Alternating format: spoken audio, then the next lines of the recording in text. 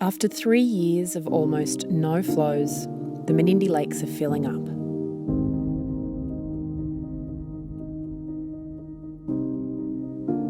As the water returns, so are the birds. They've migrated to the lakes for thousands of years. It's amazing, since the flows came down, and of course we had rain a little bit earlier, but there's been a lot more birds, even ground birds around, not only just water birds, but of course the pelicans have come back in great numbers.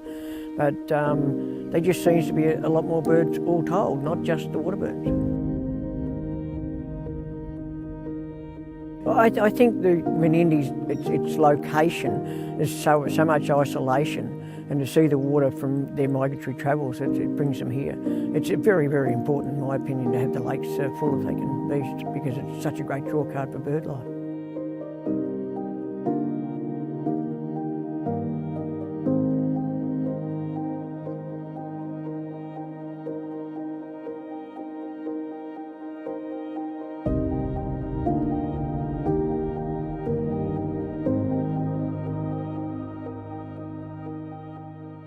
Menindee Lakes are the only storage on the Darling River system naturally.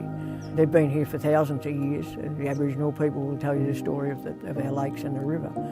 As you can see by migratory birds coming from Asia and Northern Europe and North America coming to this area, and when they travel up north, maybe to go further, this is where they come to.